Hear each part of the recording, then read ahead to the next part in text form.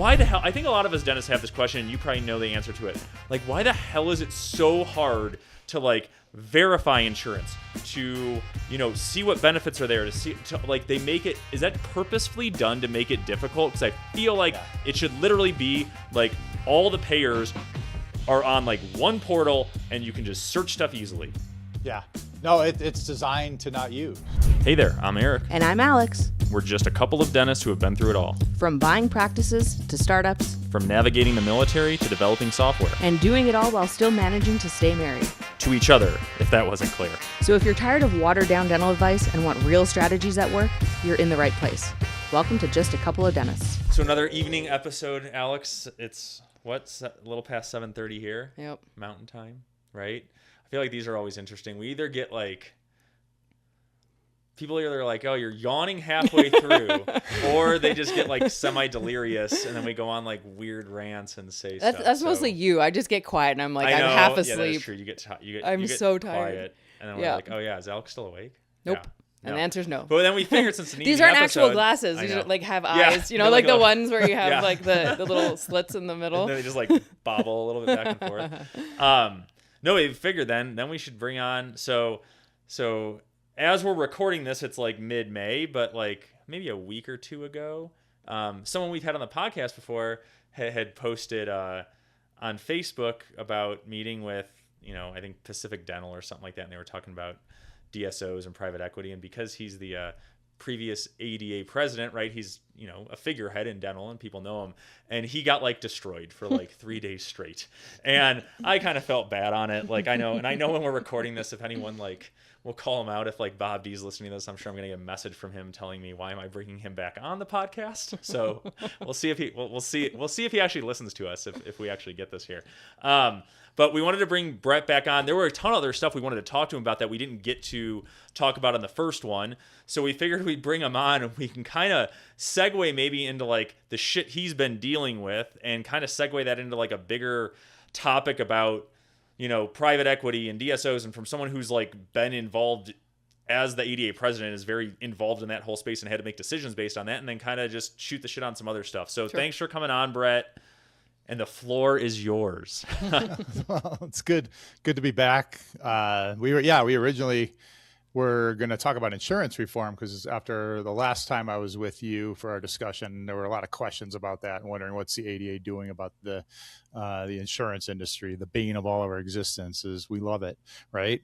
No, we don't. So we were going to talk about that, and this was scheduled weeks ago, months ago, even probably a month ago. Yeah. And so a lot has happened in that month, and it's been quite a roller coaster. So let's give everyone a background. Because I didn't read the whole thing, because I only read things that are like a sentence and a half, and so I was like, oh, this is a long thing, and so probably important, but I'm going to scroll right past it. So please, give us the background on the original post. So I first want to level set that I am a past president of the ADA. I am not in leadership at the ADA in any way, shape, or form anymore. I've got 20 plus years of lots of effort in leadership at various levels, and that will never leave. That will never go away. My love for organized dentistry in the ADA will never stop. I've got a past president pin on here that no one can ever take away from me, but I'm speaking here for myself and not for anyone or any entity. And that's the first thing that I had to say, because that's the first thing that got misconstrued. So I attended, amongst other things, but I attended a conference that was for all of the doctors at PDS Health. And PDS Health is one of the largest DSOs in the country. They employ about 5,000 dentists. And what I really admire about PDS Health is they are working on a true medical dental integration type business model. It's something I'm very passionate about, and something I've been working on for since my since I did my general practice residency at Northwestern Memorial Hospital. It's very important to me. And I think it's the biggest opportunity. And we'll come full circle to that maybe at the end when we talk about insurance reform. So I went to that and, and I was interviewed on the stage, and I shared a bunch of the things that I was passionate about when I was president and my pillars. And, one of my pillars was a culture of respect. And that meant, I was really passionate about making sure that every dentist in this profession feels comfortable under the umbrella of the ADA. And it started out with the DEI type of activity. I was the chair of the DEI committee at the ADA before it got disbanded. But it expanded more than just race, color, gender, sexual orientation, age. It expanded to diversity of thought and diversity of practice models and things like that. And I went there to speak to the 5,000 dentists that work there and invite them to become members of the American Dental Association, because we need to have members. And that's basically what I wrote on the post. But the picture had me and Steve Thorne, their CEO. He's a really good guy. We've known each other a long time, and I've got a lot of respect for him and what he's built and what he's doing. Like I said, with the medical dental integration and the technology that they brought in, it's amazing. But it was really geared towards, the dentists hearing a message. And that's what I wanted to do. So, but the picture showed us on stage, and everybody went right into that. I'm in bed with the DSOs. I'm in bed with private equity. I am pro everything that everyone is against. And it just spiraled out of control, which was, unfortunate. And then, it turns into a feeding frenzy, and you can't type your way out of a feeding frenzy. So I shut up. And it was interesting because I never mentioned anything about private equity, but that became the big focus.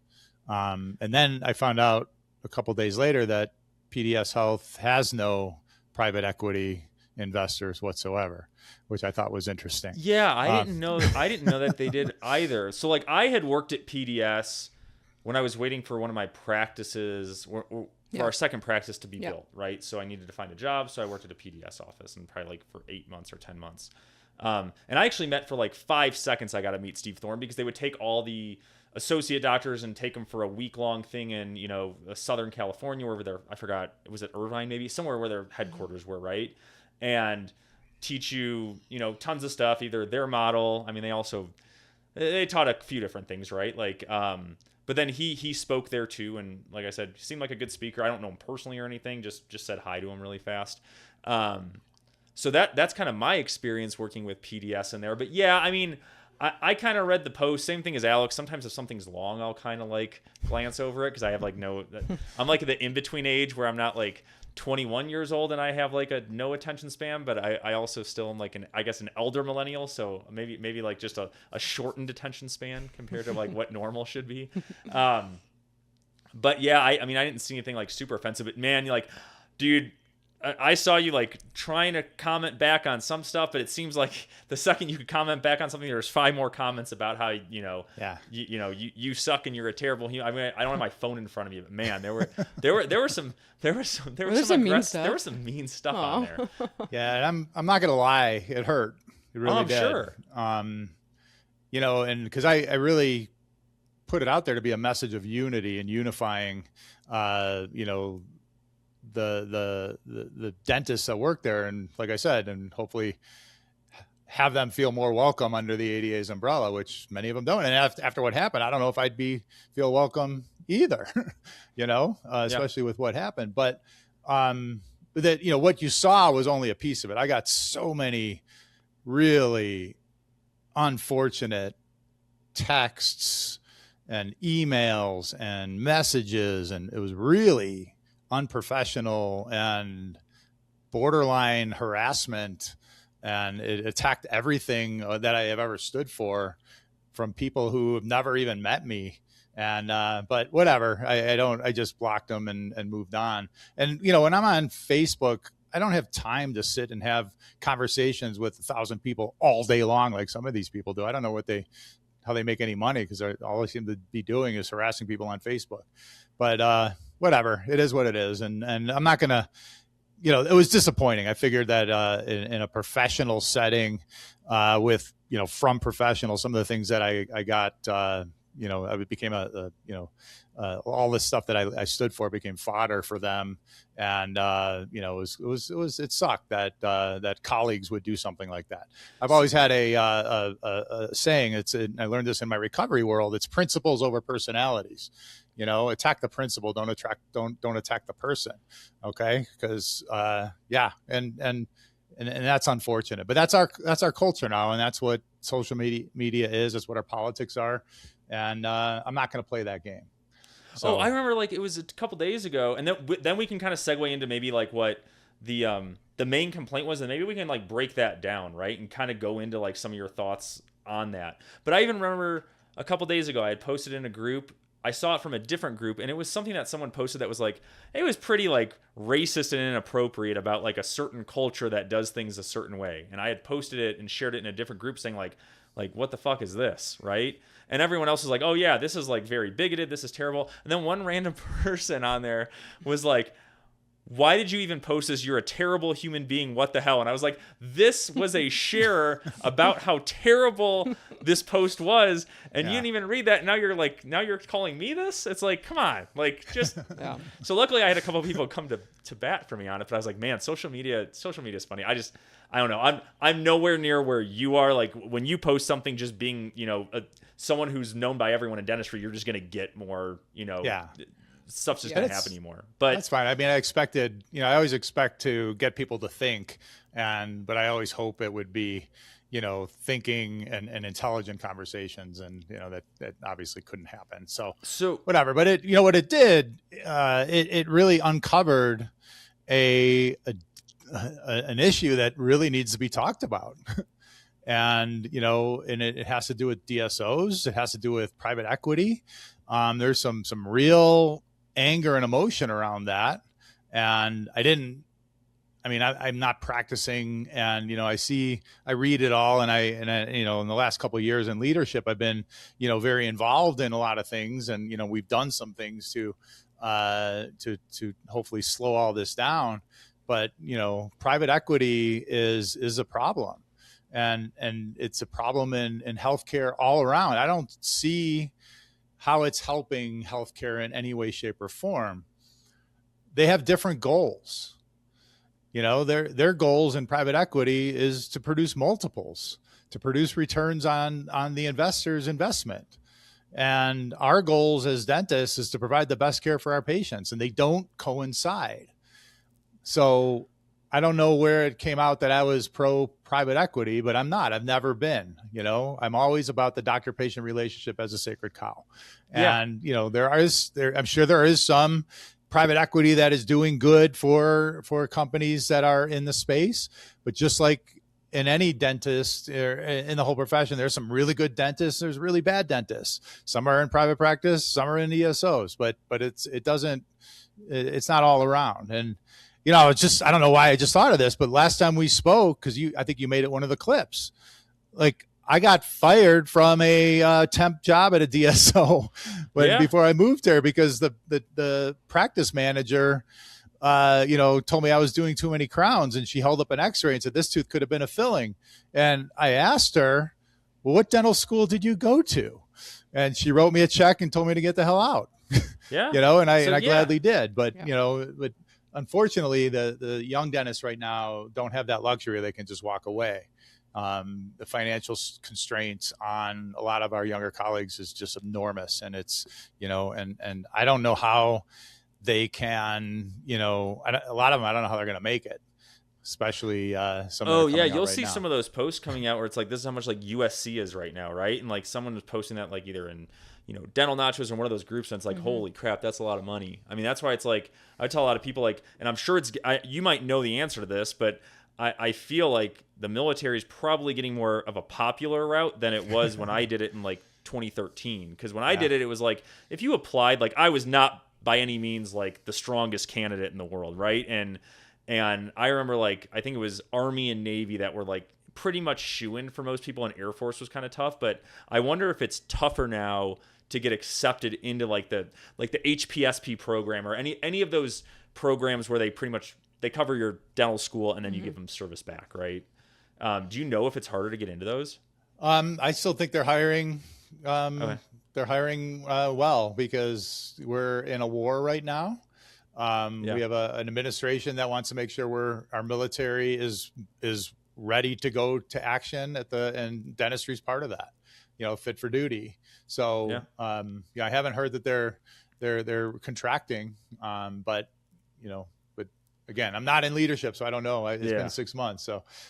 Okay, so here's my thoughts, because we're right now in the process of going through, or our DSO is in the process of going through, and I'm learning the term is like an equity investment, right? You have to be careful because recap means something different, but I think generally people use the word recap, right, when they talk about it. But I don't know if we're going to see that as much in the future, but I kind of agree with what you're saying. I think some of the colleagues in our DSO, if they have concerns over kind of the future of the DSO or private equity or corporate dentistry in general, it's feeling that they're always going to be at the bottom of the totem pole when it comes to financial gains, right? Or financial outcomes. Not necessarily autonomy. Because I will say, like, our DSO is not, like, some people will post and be like, they don't let you pick your own composite. That's like bullshit. Like, we can pick what we want. They get really good pricing with Shine or Patterson or whoever they've negotiated with. And they, with us at least, do not say like, you have to buy this brand or house brand or this. They've never said that to any of us. So I've never felt an issue with like clinical autonomy. Where I feel like outcomes aren't being met is financially. What you're told when you're going to sell. Like, you should have seen, man, some of the other groups that we were looking at when we were trying to sell to a DSO, they were somehow going to turn, let's just use simple math, $1 million into $20 million in 10 years, right? And so I think a lot of us are like, ooh, whoa, this is going to be awesome, right? Like, it's so easy. You just join with us. We're going to help support you. We're going to recap every 3 years. And every time we recap, we're going to get a 13X. And you're going to grow here. And then you're going to sell this much. And then you get, and it's just, come on, like that isn't from our experience. That's not what it is. And I don't think it is for anyone. So I think there's a big disconnect between what a lot of dentists, I guess, are being told or sold, right? And what's actually reality. Well, I think there were some at the beginning. You were saying like, years. If you were part of Heartland a long time ago or very early with MB2, right? Like, you probably did well. Yeah, but now that's not the reality anymore. And okay, but there's still private equity investing into dentistry, not as much. Interest rates went up and PE pulled back. But we are still seeing a consolidation of many dental offices consolidating groups into large group practices. Are they DSOs? Yes, they're the same. Dental support organizations. They share management and business services. Okay. But when someone says DSO, they think of the big three. They think of PDS Health. They think of Aspen. They think of Heartland. And for whatever, people think of them, there's some great dentists there. And there's doing some great dentistry. And I'm sure there's some shitty dentists there and they're doing some shitty dentistry. Just like in private practice, there's some shitty dentists out there doing shitty dentistry. And there's some great dentists out there doing great dentistry. It's all over the place. But when you're with a group, you're always going to be judged by the lowest common denominator. And so if you're part of a group and you have a dentist that is not performing or doing unethical things, you are, that whole group is now is culpable. And that's the bottom line. So anyway, that's just something that's going on. And can we stop private equity from buying or investing in? I don't know. I mean, there's some laws that are coming down, most states have the law where a dentist has to own the practice. But there's shell games with that. Oh, there's workarounds. You just make a clinical entity that is just a pass through, right? Right. And like it just filters out. That's what ours did, right? Like, right. And so we're doing everything we can, but I think our biggest lever is the one on ethics. And when we created a clinical autonomy statement that basically says you as a dentist have clinical autonomy from outside forces to offer your patient the best care. All clinical decisions should be made between you and your patient in pursuit of that person getting the best possible health outcomes. Not you as a dentist putting money in your pocket, not you as a office owner, lining your pockets, and you as a DSO, for the multiples. So it really, the bottom line is clinical autonomy means that you as a dentist should have absolute say in what you do with your patient in pursuit of their best care. And we hope that this clinical autonomy statement will be utilized in all employee dentist contracts as to be referenced and on ethical behaviors as a practicing dentist, because again, our goal with being a dentist is to provide great care for our patients. The PE goal is to create multiples. There's a disconnect there, but I feel if you're doing great dentistry, you'll make good money. And you'll make good money for your company. So that's the bottom line. Just do it ethically. And most people are. 5% is usually the number that you come up with the fraud.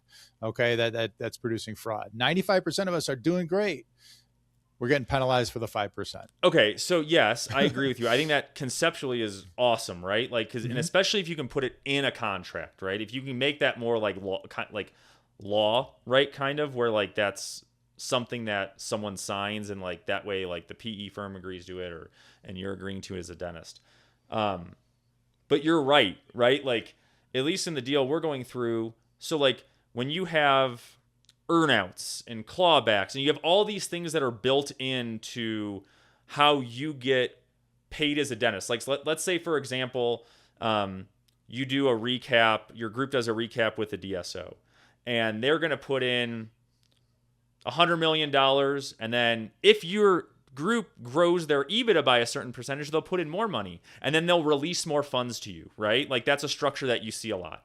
Well, that creates a conflict of interest, because what if it's the 11th hour and the group is like, what's their motivation? We got to hit that next investment, right? Otherwise, we can't grow more. We can't buy more offices. We can't grow our EBITDA. We can't get a higher multiple. The PE firm's going to happen. This is going to happen. We're going to have a balloon payment due, right? There's all these things that happen that are completely outside of the most pure thing that it should be, like you said, which is you do right by your patient. And so it creates all of these conflicts where the DSO then, the dentist, is going to start potentially making decisions that you could argue maybe aren't in the best interest of the patient. And so, yeah, I completely agree with you. There's a big disconnect there, especially when it's like, hey, you want an extra $100,000 because you worked your ass off? Well, you guys have to grow 3% and you guys have only grown 2%, right? Like, right. I don't know, like, that's the thing that I kind of have an internal struggle with, right? Is like, I don't know what the solve for that is. So if a clinical autonomy statement is going to get integrated in employee contracts, you talked about making a law. Okay. You said that, and it's really hard to make laws. It's really, really hard. And so, and I'll talk about this when we talk about insurance reform. I mean, first thing you have to do is appeal to the parties that could make the difference. So if you're bashing PDS Health, you're bashing Heartland, you're bashing Aspen, and any DSO or anything with a DSO name, they're never going to help us put that in there. We have to be in the room. We have to be at the table.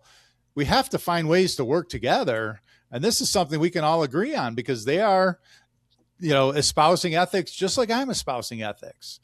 They're good people. They're not there to do bad things. Just so are we. So, I mean, but we have to do it, first appeal before, we take more drastic measures. And so if I get railed for that, then there's a problem with it'll never change.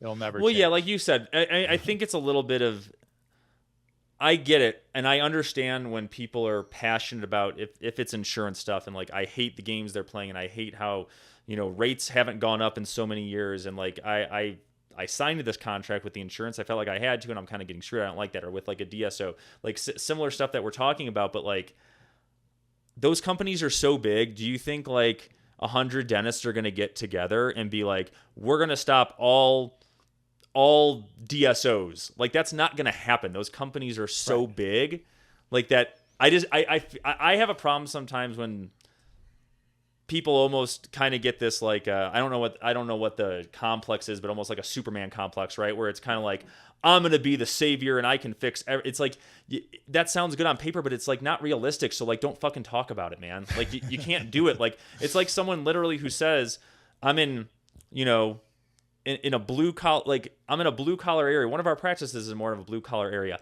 Man, I can't go fee for service. Like it would be awesome if I could. I'm not in Boulder, Colorado, where people just have disposable income. Like it's not going to work. I'm not going to have a sustainable business model and how the current thing is set up. So I can't just say, or I can't be an advocate for like screw all insurance. Like that isn't going to work in my scenario. And so, but I feel like everyone just tries to blanket statement everything because it fits where they're at. I don't know. That's my rant on that. No, and I would disagree with you. I think you can do a fee for service model anywhere. I do. I was in one in Flint, Michigan, and Flint, Michigan was not the most economic mecca of the world. Okay, 25% unemployment rate, 30% poverty rate. It was, but the practice was doing really well with full mouth reconstructions. But it's a different skill set than what we have. That's what I was. So that part. And, like, Eric doing just like composites and crowns. If I'm doing like buccal pits all day, that's if you hard. do specialty stuff, if you're doing like sleep apnea or you're doing like full mouth reconstructions, absolutely. Who else are you going to go to? But it's a different level of communication. It's a different level of systems 100%. where you have to provide a value statement at every touch, a value so much that the patient is willing to take money out of their pocket and give it to you. And totally. I did it in Northeast Denver in Stapleton. I was the very first business open up in Stapleton, not just dentist office. Now there's 15 dentists. Mine was fee for service. I did really well. And 14 of them were insurance based. And we referred to them for the patients that valued their insurance plan more than they valued what I was offering. That's fine. But it could be done. But it's a whole different skill set that most people don't have or are capable of having. And I probably get in trouble for that.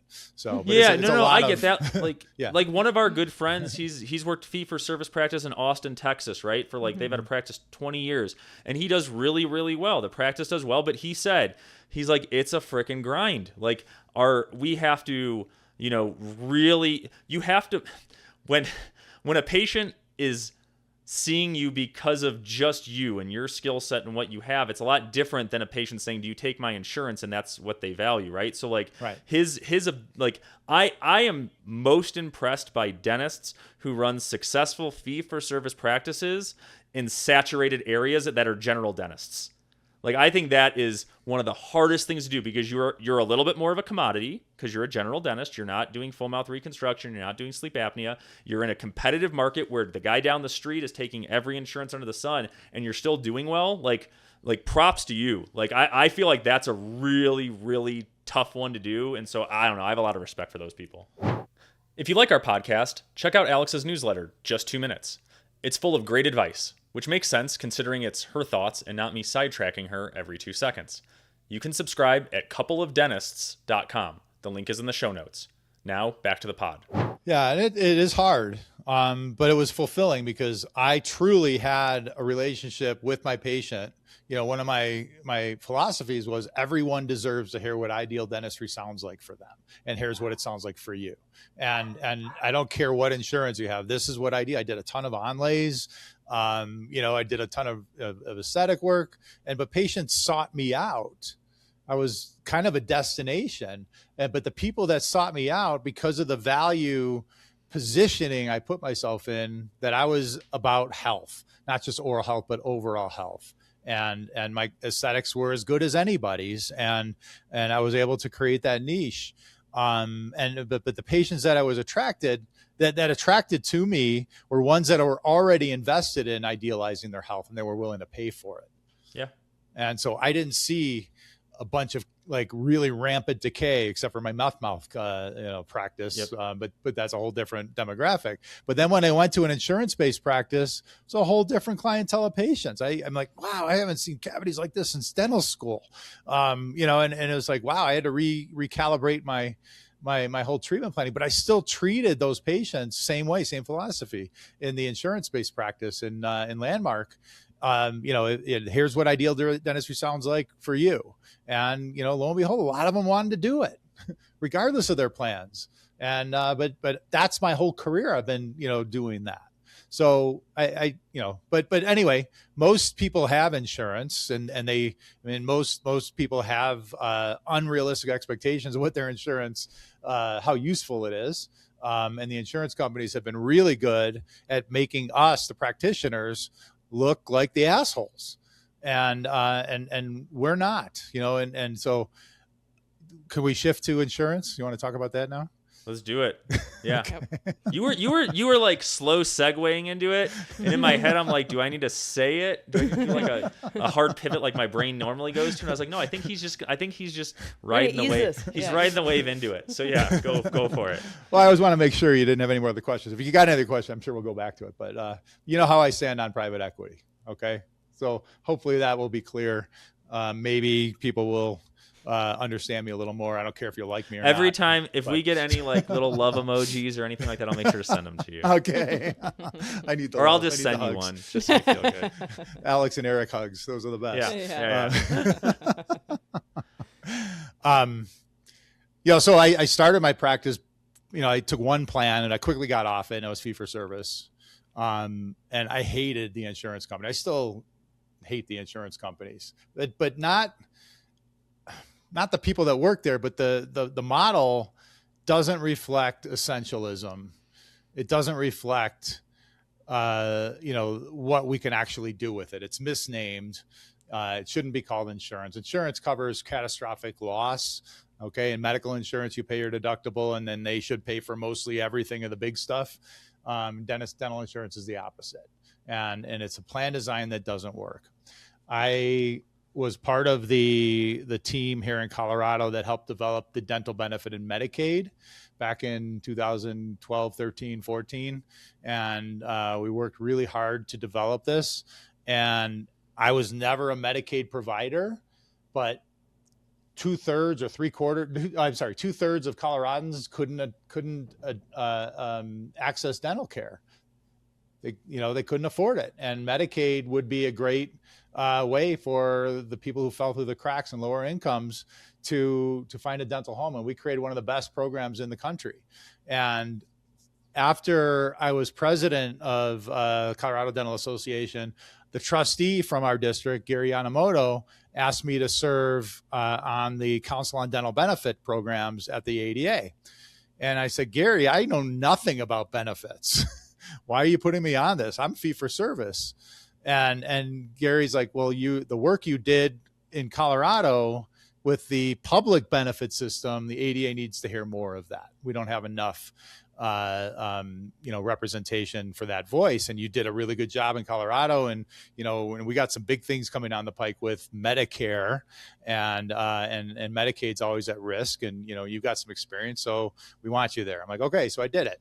And anyway, in our second year on the council, we came up with an idea of let's see if we can disrupt the current model, the benefit model system. Let's see if we can put a benefit system, a benefit value product to market that would disrupt the current industry and, and either create change or put the Deltas or the big ones, Blue Cross, out of business. Okay. And I raised my hand. I said, we did this in Colorado in the mid 2000s. I don't think you guys were around yet, but we, the Colorado Dental Association, partnered with an insurance company and we started our own insurance plan. Okay. And we invested like $1 million in it. And we tried to get everyone on it. And, and we couldn't sell it. We couldn't sell it. It was better than the traditional plans, but we couldn't sell it. No HR companies would buy it because Delta went around and undercut us by 50% because they had so much in reserves, and HR companies or HR departments that buy the insurance, they don't care. They want No, to. they're gonna say, right. what can I? How can I? Yeah. They How want are to my check a employees box. going to be happiest? Right. What's the lowest premium? Yeah. They want to check a box. And, they in a 1 hour discussion with the insurance brokers, the HR department, 55 minutes of that hour is on the medical plan. 5% is on dental, vision, and foot, podiatric, I guess, podiatric,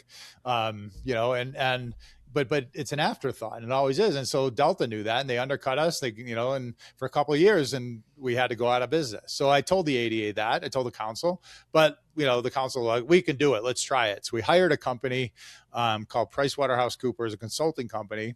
And, we did a deep dive in the benefit systems and what it is. And, and therefore then we can create a product that would be way better than what's out there. And we can disrupt. So what we learned in the environmental scan of the plans as they are, and I think we might have talked about this at the last one, but I think it's worth saying again, that the current model with 100% for 100%, 80%, 50%, 100 for preventative and basic stuff, 80% for minor stuff, 50% for major stuff. Okay. That plan is, and if you have a $1,500 maximum, less than 6% of the people that have that maximum will ever reach that maximum. It's designed to not use, because when we get to the 50% range, we as a profession are not very good at providing value enough where patients will take money out of their pocket, say, yeah, I should really get that crown, and pay the $600, my part of it, or God forbid that, you don't get your full 50% because you used $800 of your $1,000 max, and, so they'll leave money on the table. And, and so 6% ever reached their maximum. But we found that if we switched it from 100%, 80%, 50% to 180-80, utilization would go way up. I mean, that makes sense. So just speaking anecdotally, right? Like where I'm at, we have some UPS employees, right? And they have the team care plan right by us. That thing has no maximum, and it's like 100% for pretty much everything. Yeah. Right. So it's maybe it's 80. benefit. I think it's 80. I think it's 100, 80 for crowns. Yeah. Do you know how case acceptance is so much easier on those patients because they're just like, what do I need, doc? Right. And I say, you need this, this, and this. Okay, let's do it. Right. You love all your patients, but from an insurance perspective, they're my favorite insurance patients, right? Because there's very little barrier to them accepting the care that they need. Mm-hmm. And that's the reality. You have to look at it from the patient's perspective. As much as we think, we have this value that everybody should flock to, we don't. Okay. And insurance has done a really good job, and we've done we've taken it. So we've accepted it. So we've propagated it. But it's hard to get that narrative shifted. And as a fee-for-service person, and I taught at the dental school for 10 years to try and teach these students, you don't have to go into the insurance game. You can be a fee for service, but no one had the willingness to go after the soft skills, which are the importantest skills in this is, how you connect with patients, how you communicate, and how you can have, utilize your emotional intelligence to really lead the patients toward their finest care. No one has that stomach lining to do that. And so the insurance is easy because it brings people to our practice with little marketing. Okay. Yep. So right now we've got maybe a 91% of dentists are taking insurance. It has gone down because people are really pissed off. We'll talk about that in a second, but still 91% of dentists take insurance. As long as that's the case, the insurance company will do whatever they want because they have a network. Okay. Oh, exactly. Yeah. And that's what I was saying when some people are like, just go out of network, do this. It's like, but there's not a critical mass of people that have done it to where it actually makes a difference to the insurance company, because they'll look at their thing. If I'm a dentist and I'm like, if I'm looking at it from a business perspective only, right? And I'm looking on that lens. In my area, I'm like, I freaking hope everyone goes fee for service in the 5-mile radius. My new patient count's going to jump up, right? Yep. I'm okay accepting these fees. I would actually I would want that. And so I think because like you said, there's that kind of, there's even almost an infighting or disconnect between how dentists would want to do it, that I feel like it would be tough to, it would just be tough to implement it. Yeah, and a lot of dentists like they want to serve the teachers in their neighborhood, so they want to be on that plan. So the teachers come to them. They want to serve the firefighters in their neighborhood, so they want to be on that plan. The military, the veterans, yeah. So it's like everyone's got their reasons, and that's great. Okay, and but the plan is not. It doesn't reflect the essentialism of what dentistry is. You got that plan that you just mentioned where it's 100, 180 and no max. That's an essential benefit. You do what needs to be done. Okay. Okay. So anyway, how does that, before you go too far into that, so how does that work then? Because I always think like, well, then where does it come from? Right. Because obviously in those patients, I would imagine that plan is paying out more money to the dentist because you've got potentially patients who are doing more work, accepting more work, and they have lower copays because the insurance is covering more. Is their premium more? Is the company they work for just a better company in terms of covering more? Like where is it coming from? Right. The company is paying more for the benefit. That's what it is. So you get really mad at the Deltas of the world, but it's really any plan that you are a participant in, that plan is an agreement between the insurance company and the company of employees. Okay. So the employers. Okay. The so employers then in that situation, you tip your hat off to a company like UPS because you're like, hey, you guys are doing right by your employees. Yep. And in fact, 2 weeks ago, I had a conversation with one of the main purchasers of AT&T National. So they've got 1 million employees. Okay. And they want to provide for their employees, and they wanted to do something. So we're talking about figuring out a plan for them that would that would work, and it's direct reimbursement, is what they were looking for, which is like the best type of plan. It's just like here, it's an HSA. Here, take $1,000, do what you want with it. Okay, yeah. That's great. And so, but they want to do that. They want to invest in it. They're willing to invest because they know it'll make their employees happier and it'll save money on the medical side, which is what the big money is. So, but that's a whole other thing.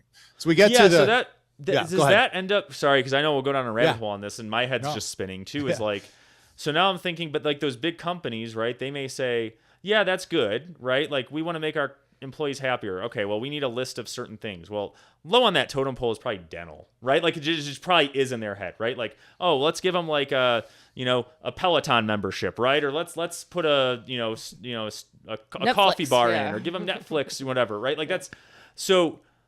But then I feel like what ends up happening is the corporation is never going to eat into their profit margins. So like if AT&T is like, yeah, we'll give a better plan for our employees, then they're going to say, well, now we have to raise the fee of our contracts, right, of our phones. And they're going to say, well, now this is impacting the customer. Well, now we're going to get less customers to do AT&T, and they're going to switch over to Verizon. So now we can't do that. So I feel like it's just this big moving piece because at its core, the business or the private equity company, right, it kind of goes back to that part, is going to prioritize their margins above others, right? Right. Most companies, at least, not all. Right. No, most will do that. And dentistry is always vulnerable. And we'll talk about that later. And unfortunately that's what it is. But the companies that will invest in their employees, whenever I had a patient that was pissed off at their plan, I'd tell them, go to your HR department and tell them you're pissed off. And I've been to HR conferences as a dentist, and I hear them talk about what do their employees value. And one of the top 3 benefits for work is a dental plan. It's a very coveted employee benefit for companies.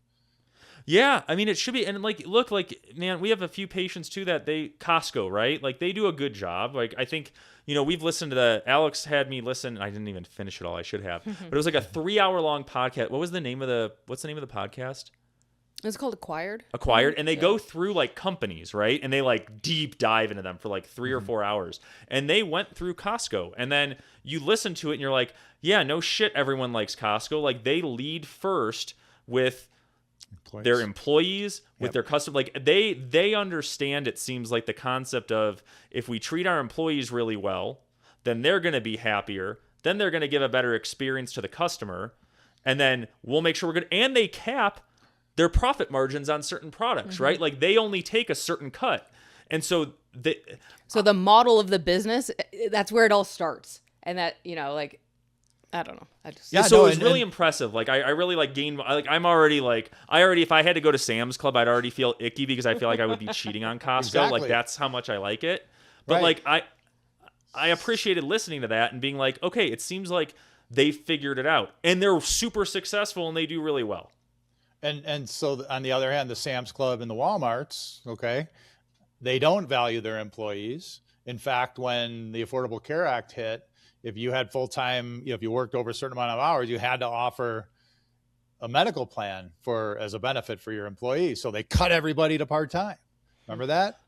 Yeah, and I remember too. I remember my mom. I remember like my mom at their age, right? Like my dad is self-employed, so he, insurance is non-existent for him, like unless he gets it through like the marketplace. So my mom was looking for jobs where she could work a bit and get benefits, and she tried to apply to Costco because she said, I want to work for them. I can work, and work part-time, and they offer benefits. And like she couldn't find a job there though because it was competitive, right? Like it was hard to find a job there. So I don't know. Yeah. So anyway, and I won't go to those. The employees that work there, it's not a fun place to go. I won't go there. I don't go to Sam's Club. I don't go to Walmart. If I have to get something from Walmart, I'll order it and they'll have to deliver it to me. I won't walk in there. Okay. So but that's me. And if you like Walmart, God bless you. Everybody's got their thing. I don't like it. And I don't like the way I'm treated. I want to have an experience wherever I go. But we're getting off topic. Yeah, sorry. It's getting late. I know Alex looks tired. That's my normal look. She's in zombie mode. So we developed this plan, 180/80, and we decided we could not offer it into the market at a price point that would disrupt the market enough, and it would be way too much work for way little return. Okay, so we decided to pull back, and we put this on the shelf. Okay, but we all got a deep dive on the insurance plan. The very next year, we start hearing rumors about a dental benefit happening in Medicare, and the board at the time said, "Oh shit, we can't go into Medicare." And I'm like, "Oh God, we can't go into Medicare. I'm fee for service. I don't need the government coming in and taking my profit center. These are my, the baby boomers are Medicare, and they're going to want everything under Medicare now and not going to pay, And I'm like, this is not good. It's going to kill the practices, kill the fee for service. And so the board asked us and the Council of Dental Benefits, if a dental benefit were to happen in Medicare, what would it look like? What would the best case scenario look like?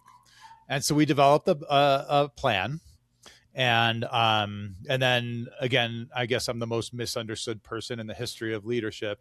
But again, I was blamed for, Kessler wants dental benefit in Medicare, and right now I will honestly say I do. I absolutely 100% do, and I'll tell you why. Because we can develop a plan, because it's going to happen at some point, and if we develop the plan as an essential plan, it will be great for everyone involved. It'll be great for dentists. It'll be great for the patients. We've got 85 million seniors that can't access care right now. And as a profession, that's a mortal failure. And we have to find access for them. But we'll come back to that too. So anyway, we put together a benefit plan. And over the next several years, it becomes a hot topic in the dental ADA House of Delegates. It's very divided. And, the president at the time put together an elder care task force, and I felt that elder care task force, and I know it was designed to kill any chance of having Medicare, because the results of that elder care task force were just a joke. And we were, me and a couple other trustees were able to, override that elder care and win a lot of the things in the House. And we developed a policy at the ADA that basically applies to any dental benefit that we advocate for. And so if we're going to go into a private dental benefit company, this is what we're advocating for. If we're going into Medicaid, this is what we want. If we're going into Medicare, this is what we want.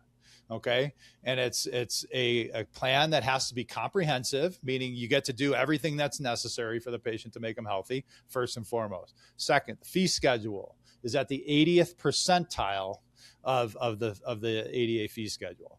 Okay. That's not 80% of your usual and customary fee. That's the 80 percentile of what 80% of the dentists accept as a fee for that service.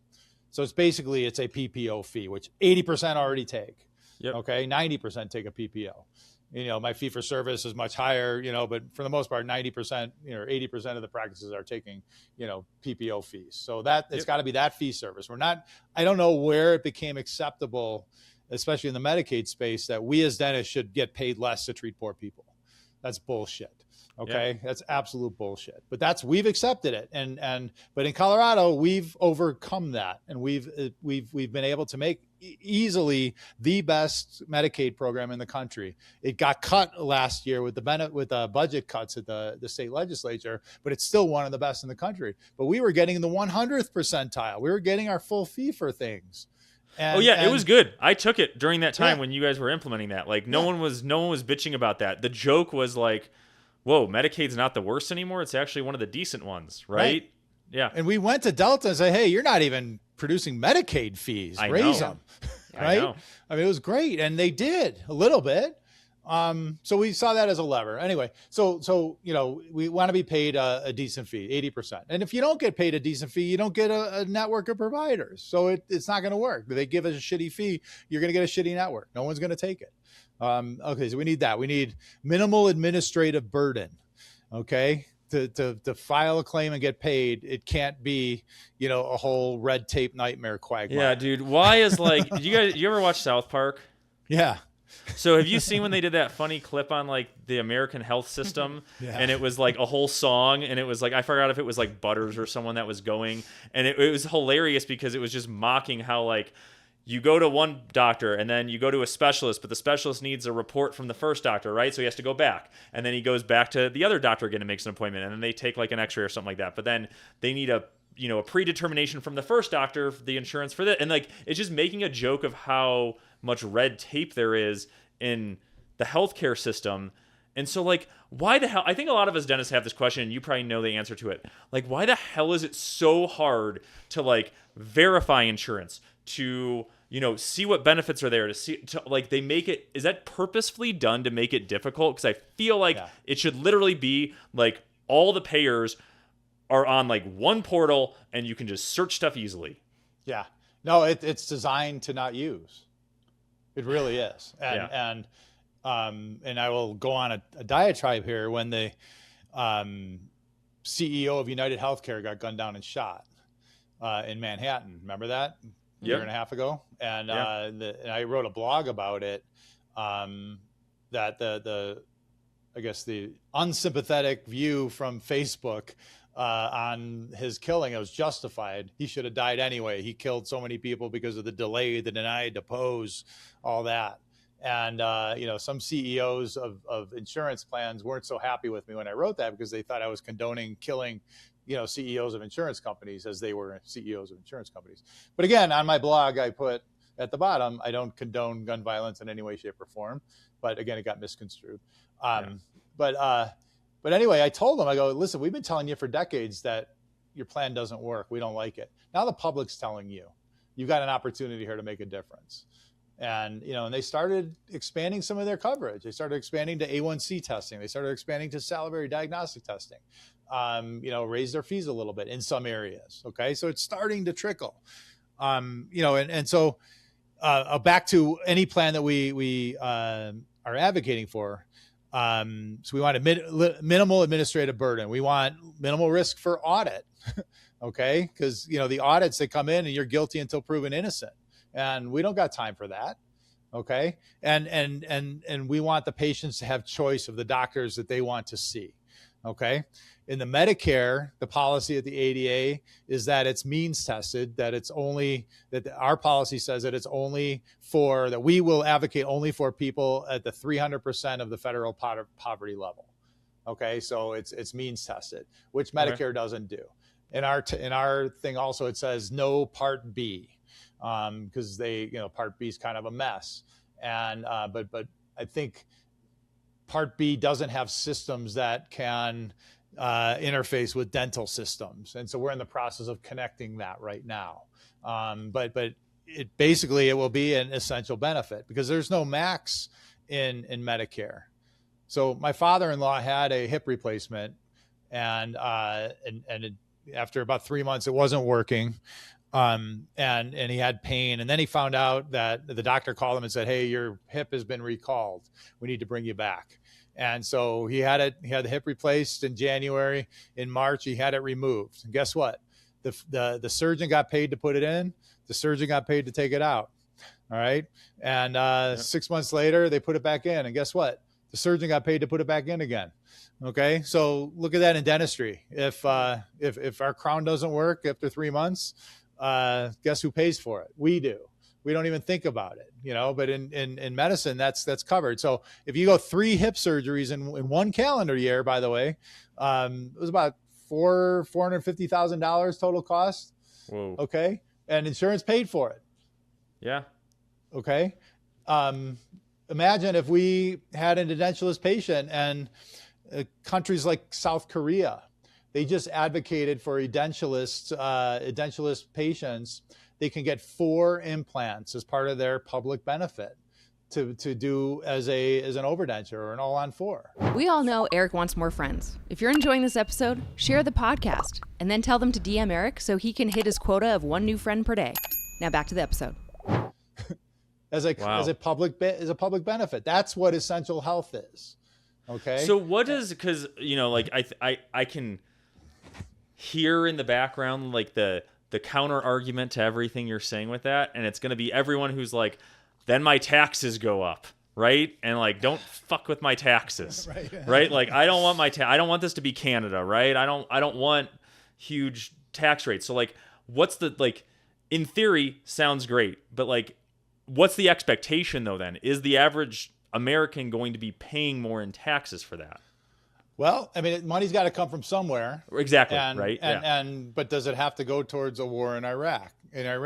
Does it have to go towards, building more tanks? Does it have to go towards, other things? I don't, but it's all choices. Yeah, so the argument is where you're going to do a better job of just... But our government always finds money for things that's important to them, okay? Okay, and yep, that's true. Okay? And so, well, let's just limit it to medically necessary.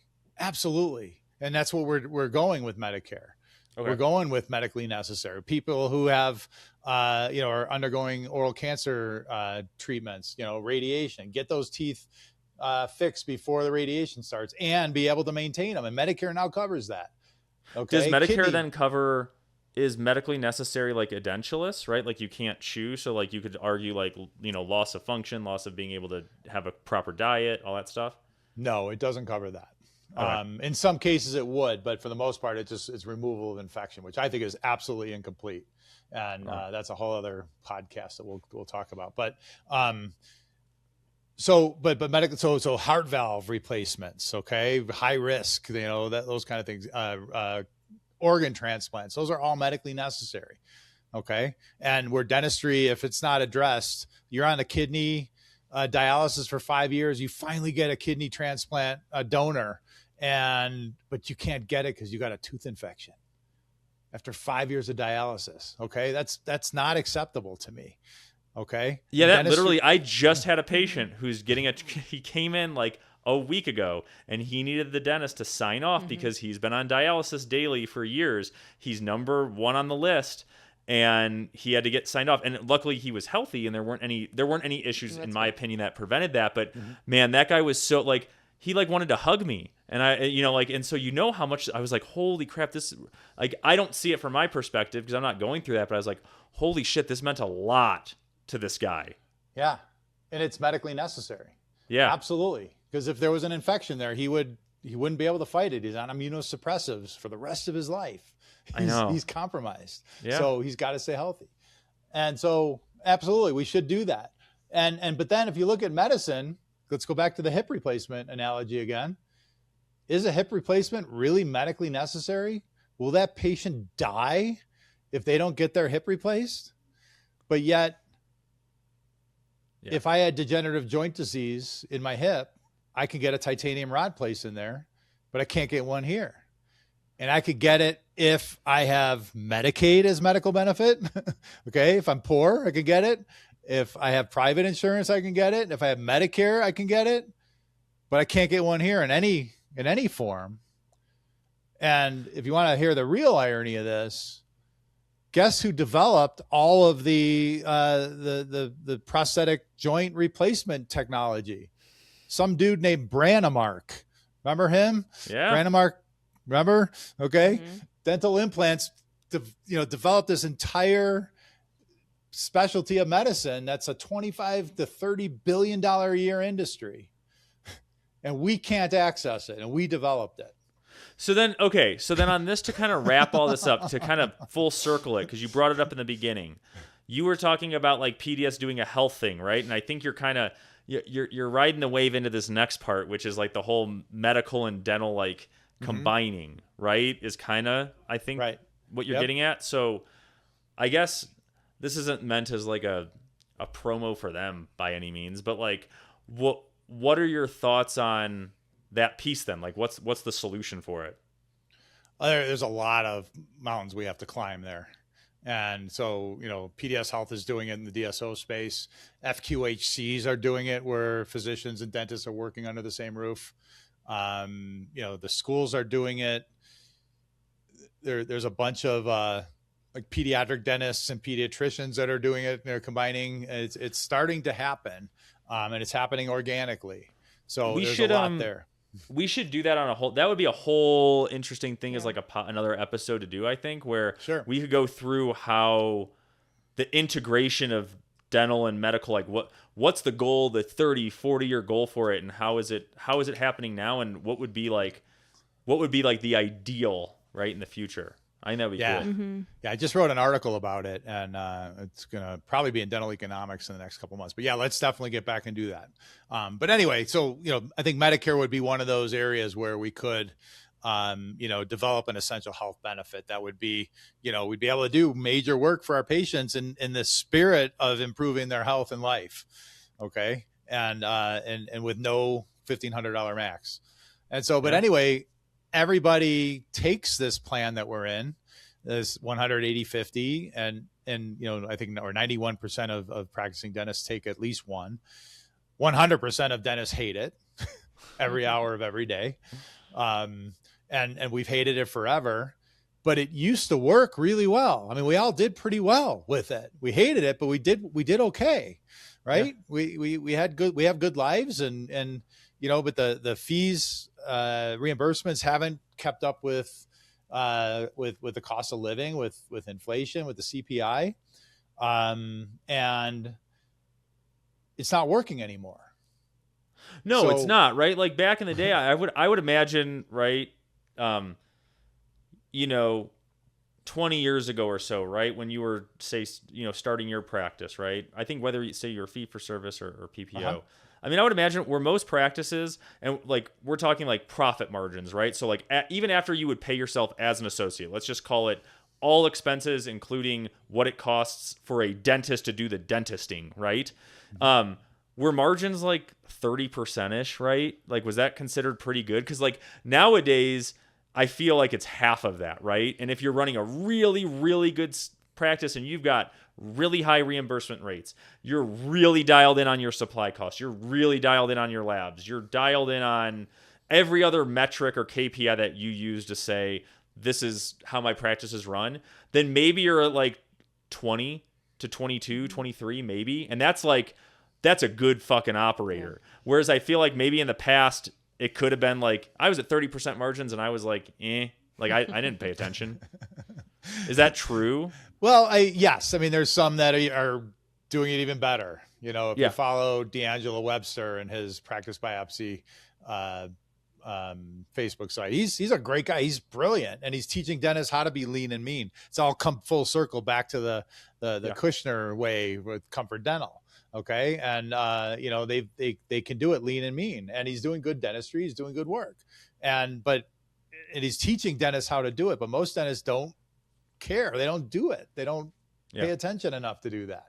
And unfortunately, so this benefit that isn't working, we know it's not working.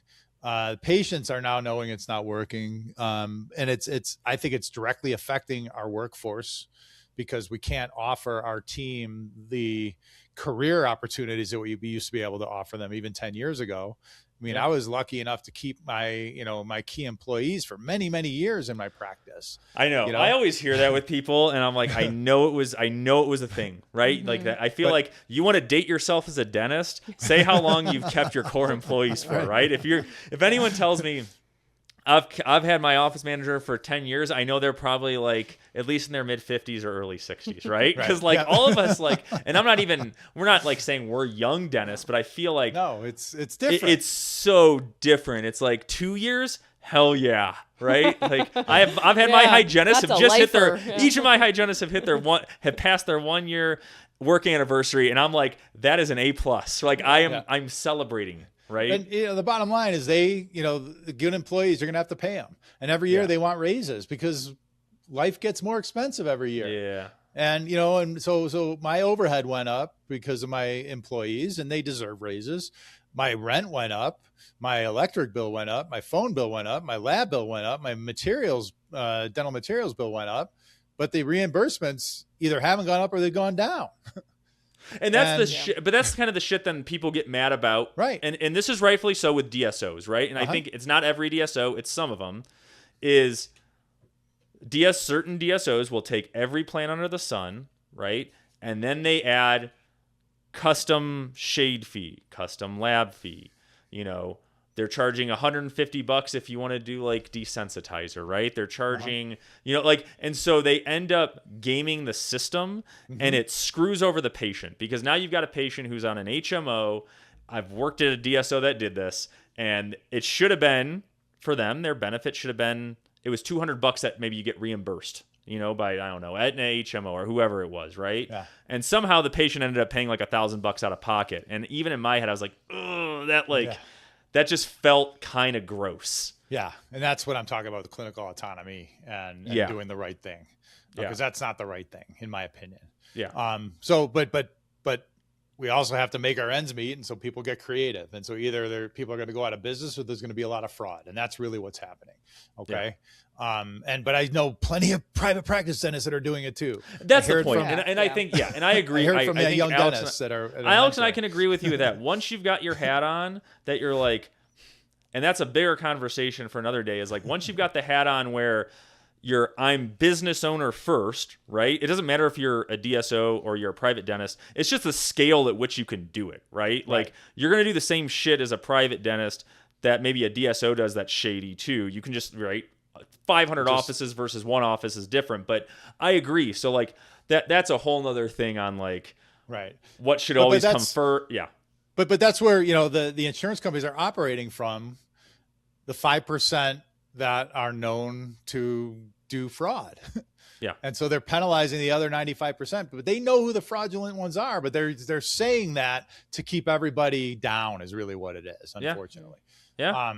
And so anyway, we've been spending all sorts of time and effort to try and, regulate the insurance industry from this. Because I hear it all the time. Well, if the ADA would just get the insurance companies, it's freaking hard.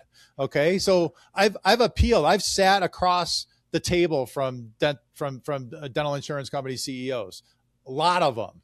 And I told them they suck.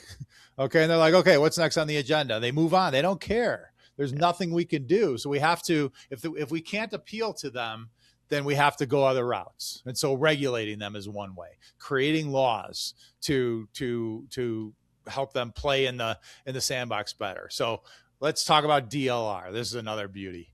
Okay. California instituted a transparency DLR law 2012, 2013. All they demanded was that dental insurance companies show their, dental loss ratio, how much of their premium dollars they collect is going towards dental care. Okay. The Affordable Care Act, Obamacare, comes in. This is before this law comes in and says all insurance companies are mandated to be at an 85% medical loss ratio. Okay. And so medical companies, which are way more complex than dental companies, they could do it at 85%. So, but California creates this law for transparency. And, the insurance commissioner then gets the report of all the dental insurance companies, and they see some companies that are in the 80 to 85% range, but then there's some companies in the 20 to 25% range, meaning 20% of the premiums collected were going towards dental care. 80% were going towards what they call the administrative costs. Bullshit. Mm-hmm. Okay. Whoa. And the insurance commissioner said, hey, clean up or get out. And many of them did, or they got out. Okay. They cleaned up or they got out. So 3-4 years ago, Massachusetts comes up with a DLR ballot measure, and they had the 85% ratio as what they were going for, and they went right to the public. It wasn't a legislative decision where you had to go lobby your legislators. They went to the streets. Ballot initiative. So it was on the ballot. You voted for it, or you voted against it, just like you voted for governor that year. Okay. And they did a huge PR campaign. ADA was solicited to help them with it. And I could tell you it was pretty controversial and whether we should or we shouldn't. My opinion on this, and we ended up supporting them, but my opinion on it was, I think this is an opportunity, win or lose. It's an opportunity to show the dental profession that we're not just saying we're fighting against the insurance. We're putting our money behind our actions. We're going to give them we gave them $5.5 million to do that. Okay. And I didn't know if we'd win or lose because it's a ballot initiative. You don't know what the voters are going to do. But they ended up winning 71%. Okay. Which is a mandate. That's a huge victory. They did really, really well with their marketing and their PR. And I was damn proud to have supported them. And I still am. I would do the same thing again. Okay.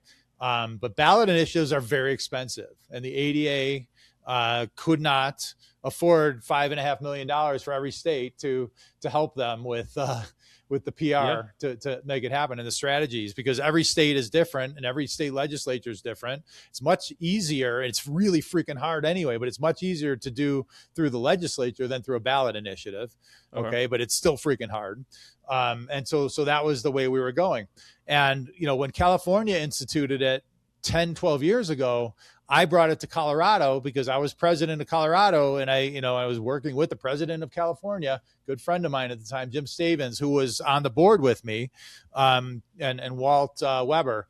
Both of them were, gave me the playbook, and I brought it to Colorado, and nobody would even listen to us. They're like, "What the hell is this?"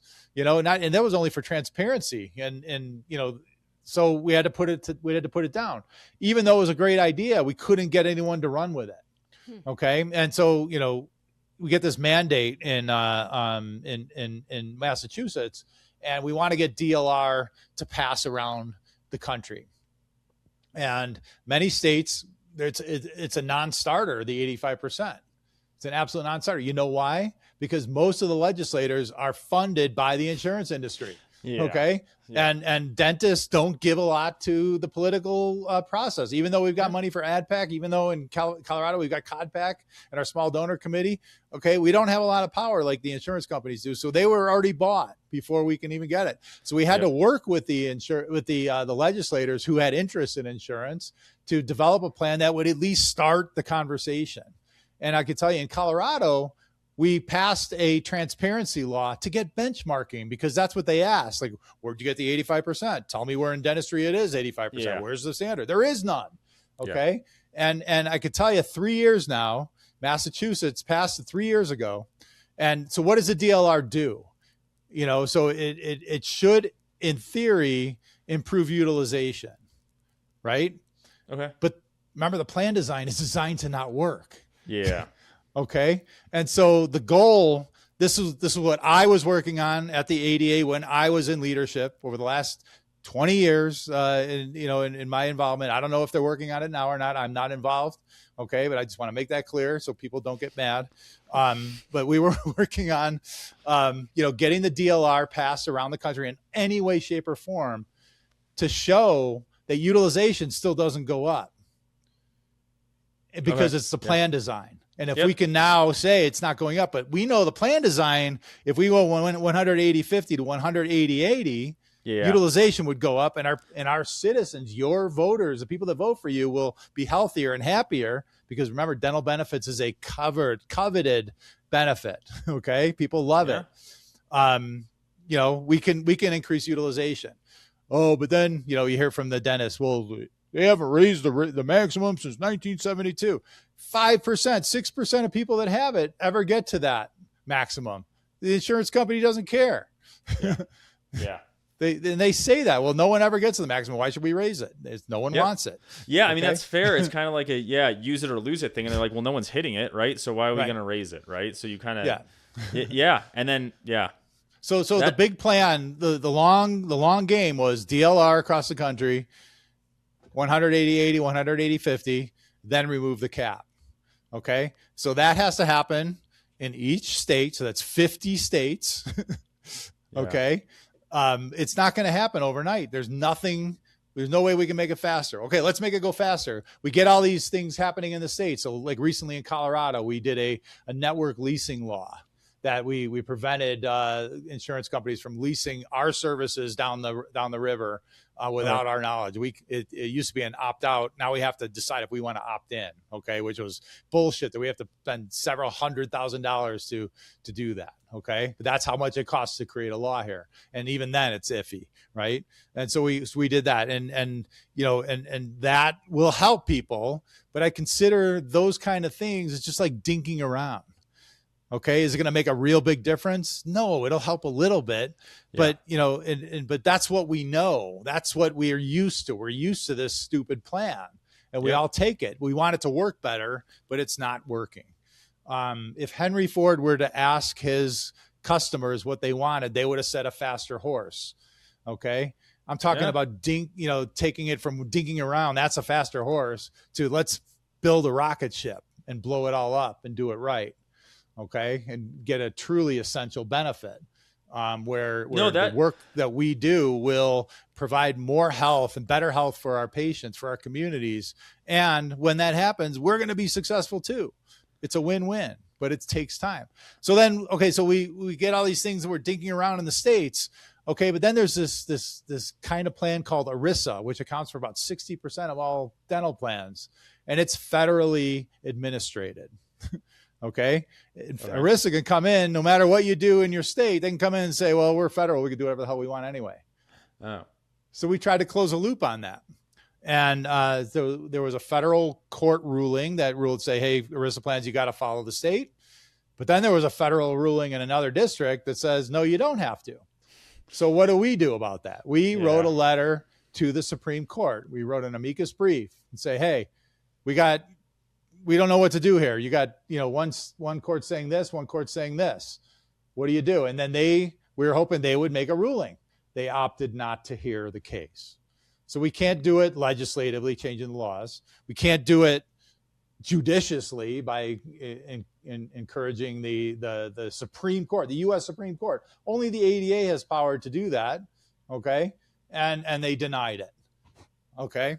Appealing to them, they're like, whatever, they're not going to do it. Okay, so another thing we did, 2019, we took Delta Dental to court. This is my first month on the board. And class action lawsuit, all 50 states, to shut down the monopolistic systems that they're doing that are not reimbursing us at the proper and driving at a proper level, and they're driving treatment decisions based on that. Okay, and so just this year, 2026, year 7 of this lawsuit that we filed, okay, we were part of a class action lawsuit.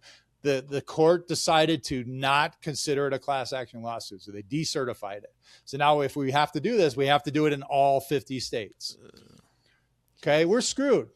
Just today, I found out that 4 states are going to keep it going, and they've refiled lawsuits: California, Wisconsin, Michigan, Massachusetts. Those 4 states are going to go after the monopolistic. And maybe if they can get those 4 states to do it, then maybe some other states will look at that and we can be successful. And I'll tell you, I hope the ADA would be supportive of those states that are doing that. But we can't afford to do a 50-state class action lawsuit on our own. In no way, shape, or form we could do that and still have an organization. So we've tried it by appealing to the insurance company executives. They don't care. We tried to legislate our way out of it with these dinking around. They don't care. We took it to the Supreme Court.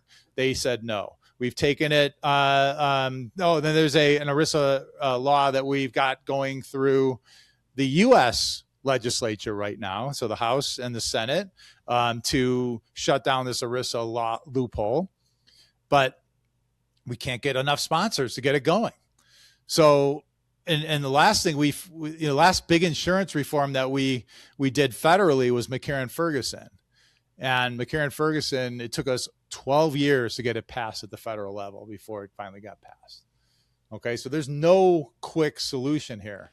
The quickest solution, honestly, is either you don't take it if it doesn't, don't take the insurance if it doesn't meet your business values or what you want to do.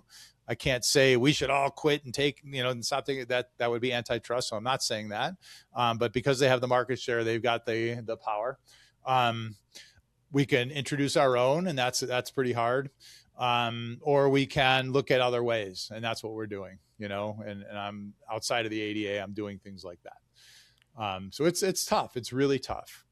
But it is I see if we can establish dentistry as an essential health, because it is essential, and we get a lot of benefits from that, including, being able to provide comprehensive care, but including loan repayment opportunities and HRSA grants and student loan opportunities. So it would be great. And then the public is, I think, our biggest lever, and Medicaid, Medicare.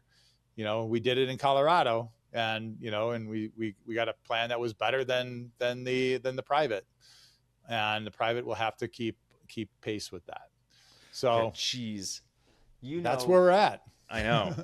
No, that's awesome. I mean, that just helps a lot, because I always like when someone is passionate about something and knows a lot about it, so then I just become more informed. I think that's always nice, right? That's the one nice thing I like talking about, or talking to you about stuff, is I feel like you've been in dental so long, you have just a wealth of knowledge that it helps make people become more informed decision makers, right? So even if everyone's still fuck you, Kessler, right? They can at least but at least you're more informed, and it's a better decision, right? I appreciate that you're educating and you're kind of teaching people all of this stuff. I think it just helps. It helps everyone.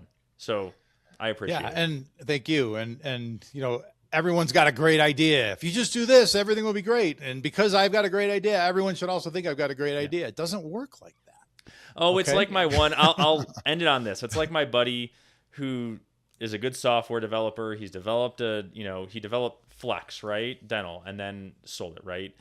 He'll see people post on Facebook now, and they'll be like, I can make my own AI receptionist, or I can make my own AI this and do that. And he's like, if you only fucking knew, man, you can't do it. Do you have a BAA? Is it HIPAA compliant? Do you have X, Y, and Z? And so a lot of us dentists, and I'm at fault for it too, right? We just think it's so easy, right? Oh, I'm a dentist, I'm smart, it's all so easy. And I think your just good long explanation on all of that explained how it's not that simple. And that's the same thing he goes through. And he's like, we're working on our own stuff. And he's like, now do you see how tough it is? It's not as easy as just saying I'm going to have Claude build this for me, and it builds it in an hour. It doesn't happen that way. And it seems like there's a parallel to what you're saying, right? With and the ignorance has a voice, unfortunately.